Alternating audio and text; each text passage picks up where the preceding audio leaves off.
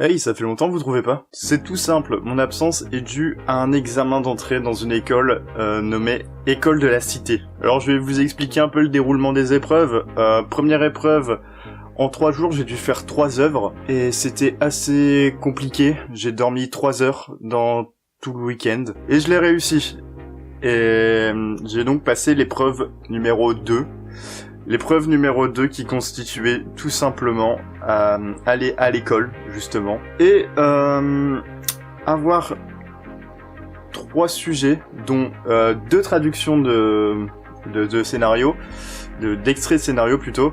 Il y en avait un, c'était Adèle Blanc-Sec, du français à l'anglais, et ensuite Malavita, de l'anglais au français. La PLS était présente, très forte, parce que j'avais vu aucun de ces 2 films. Adèle Blanc-Sec, ça allait, je voyais à peu près de quoi ça parlait, mais Malavita, je ne savais pas du tout. Puis ensuite, on avait des questions de culture générale et cinéma. J'ai réussi à confondre Danny Boyle et David Fincher, et aussi les légumes à couscous et la ratatouille. Comme ça, au moins, ceux qui veulent passer l'épreuve, vous savez vraiment à quoi vous attendre et que les questions peuvent être complètement incohérentes entre elles. La dernière était une écriture de dialogue sur un thème précis. Je sais pas si j'ai le droit de divulguer le thème, donc je vais pas vous le dire. Tout ce que je sais, c'est que j'ai fait un truc tellement nul et pas original, et j'étais déçu. Et il y a pas longtemps, j'ai eu les résultats, et je ne suis pas pris pour la 3e épreuve.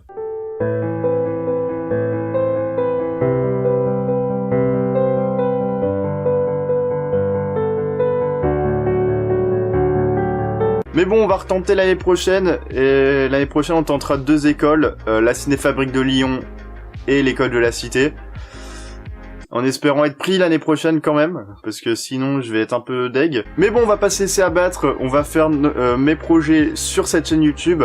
Il y en a beaucoup, un court-métrage que j'aimerais bien finir avant février.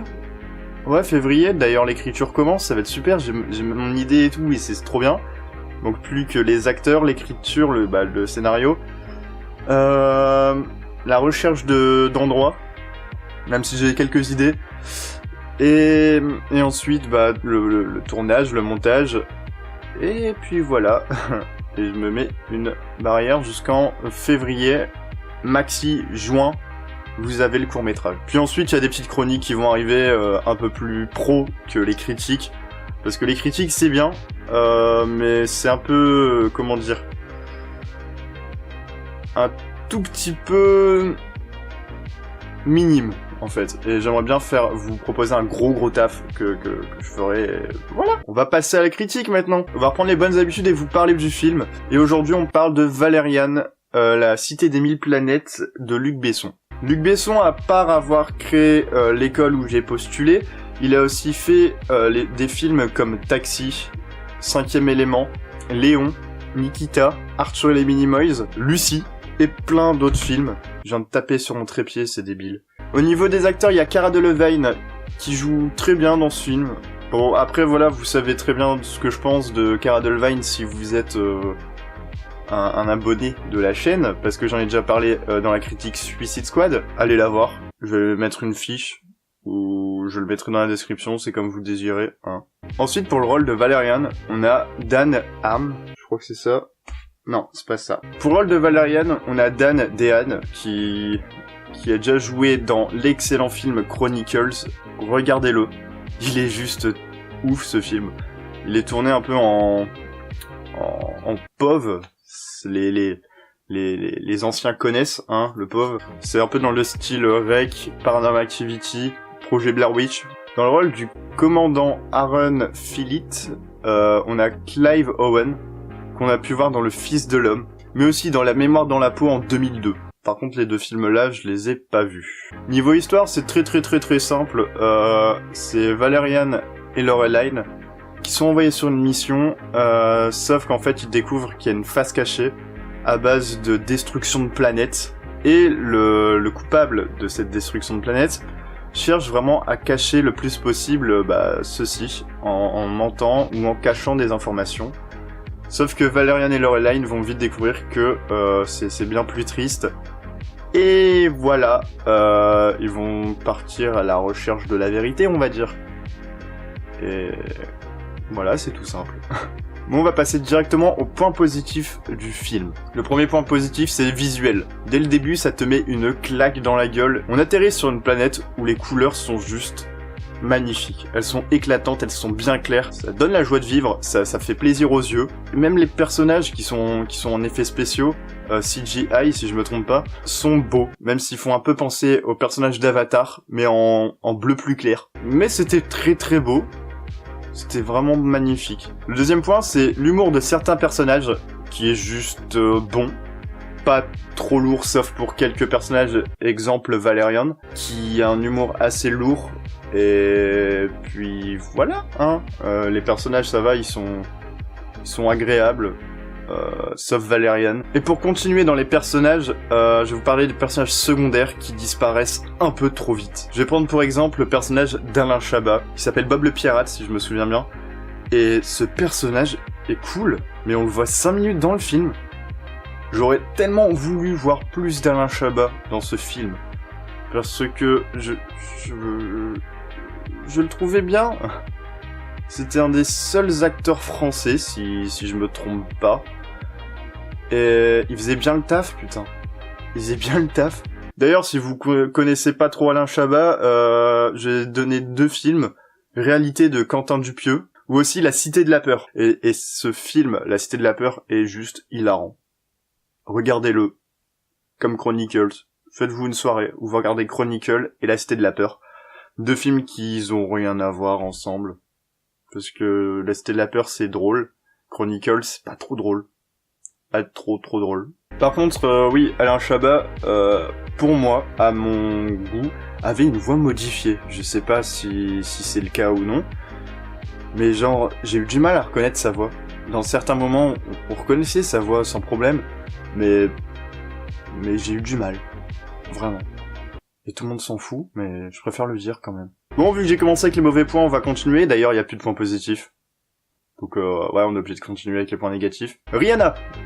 Alors oui, Rihanna, j'aurais pu faire une critique de Battleship à l'époque, j'aurais dit la même chose que j'ai dit maintenant. Rihanna joue mal. Elle est inutile. Et... je sais pas. Dans ce film, en fait, à un moment, elle danse. Et Rihanna, quoi. Arrêtez de mettre Rihanna dans des films. Battleship était horrible.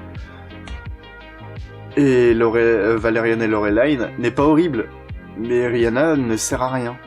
Surtout qu'elle se transforme en masse d'effets spéciaux dans un personnage qui s'appelle Bubble, si je me souviens bien. D'ailleurs, ça c'est aussi un point négatif, le nom du personnage Bubble, il est naze. Je sais pas s'il est comme ça dans le livre ou dans... c'est une BD. Ouais, c'est une BD. Dans la BD, mais c'est pas crédible en fait, Bubble. J'ai rigolé. Mon cousin avec qui j'étais voir a beaucoup rigolé même. Il s'est foutu de sa gueule. C'est dommage. Même si voilà, c'est Rihanna au début, mais après voilà, je la trouve. Le personnage, je le trouve cool. Ensuite, je vais prendre pour exemple le titre aussi, qui a un gros point négatif parce qu'il s'appelle Valerian, la cité des 1000 planètes. Alors que Valerian, à un moment, on ne le voit plus. Il disparaît, en fait, pour tout le monde, et on voit que Lorelai. C'est con, parce que, en fait, ils auraient appelé ce film Valerian et Lorelai, ça aurait été la même chose, parce que oui, on voit vraiment plus Lorelai dans le film que Valerian. Le titre est mal foutu. On continue avec la musique on s'en fout. C'est dommage à dire, mais cette musique est existante, mais on s'en branle. Je peux rien dire de plus. On dirait que j'ai détesté le film, alors que non, tu vois, j'ai apprécié le film. Il est divertissant, c'est ça le truc. Il est juste divertissant. Que ce soit pour les yeux, pas pour les oreilles, mais... voilà quoi, il aurait pu faire tellement mieux. Tellement mieux. Déjà, pour moi, le film se serait appelé Valerian et Laureline. Il aurait déjà marqué un peu plus de points. Je lui ai mis 7 sur Sens Critique. Donc tu vois, c'est sympa, quoi. J'ai pas détesté le film, même si on dirait que j'ai détesté le film, alors que... non, merde. Je me répète, en plus, c'est débile. Je me suis même dit à plusieurs reprises que c'était le Star Wars français. Mais, contrairement à Star Wars, qui cherche souvent à faire des grosses batailles en vaisseau, et ben dans ce film-là, non. et j'ai trouvé ça cool. Sinon, allez voir ce film, il est sympa, et puis merde quoi, c'est français. Français est bien foutu, c'est rare en ce moment. Allez voir ce film, ça fera plaisir au cinéma français, ça fait du bien au cinéma français. Et puis voilà, tu t'abonnes, t'aimes, tu partages, tu commentes, et tu reviens la prochaine fois parce qu'il y aura de nouvelles critiques et de nouveaux trucs. Bisous!